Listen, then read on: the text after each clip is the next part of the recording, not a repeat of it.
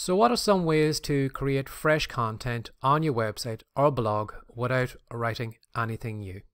Now I love this question because this is right up my alleyway, because there's nothing more that I love doing than repurposing content, because it's a lazy way of coming out with new content but not actually staring at a blank page. Now if I was in this situation where this person is in, I'm sure probably for the majority of us, if we have content on a website or blog, it's probably text content. Now what the first thing I would do if I was looking to reuse or repurpose that content, I would be thinking, how can I change the format of this content? Now if it is a blog post, how can I maybe change it into a video? Or how can I do maybe an MP3? Could I do a podcast episode on this topic? Again, maybe if it's in video or an audio, is there any way I can change it into video if it's audio? Or any way maybe I can change it back into maybe text?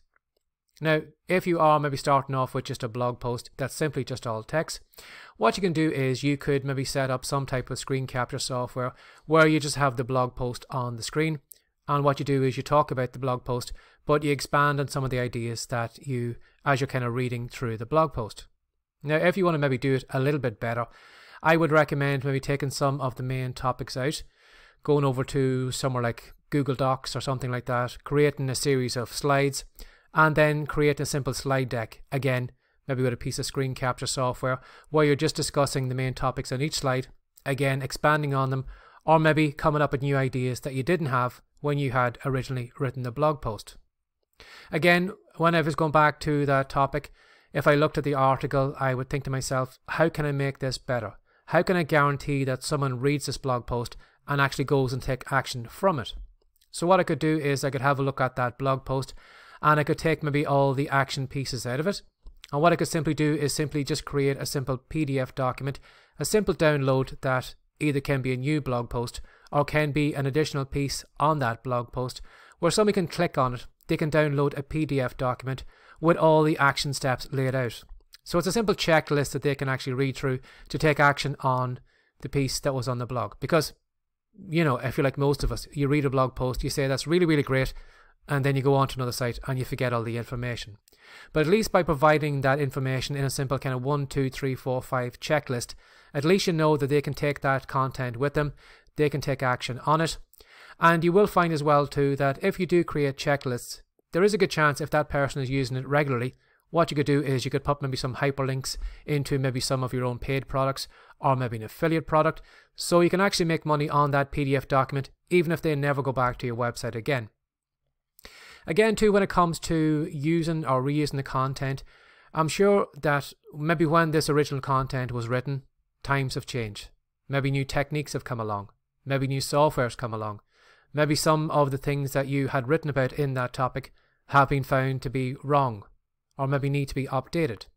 Again, what you could do is go back to that piece of content, update it again with your new thoughts, mentioning the new pieces of software or the new techniques, or mentioning some of the things that don't work anymore and pointing out the right things to use.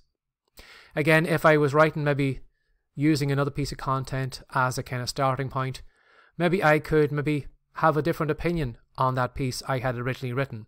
You know, maybe I looked at it that this was the way you needed to do things, but now that I've got more experience, now that I actually know that that isn't true anymore, I could write a counter argument. I could write another article about that, again showing the other side of what is true this time compared to back then.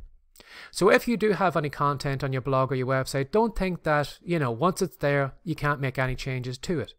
Think about the format. Is there any way you can change the format? Is there any way you can make it more valuable to your readers? Again, providing video content, maybe some checklists that they can download.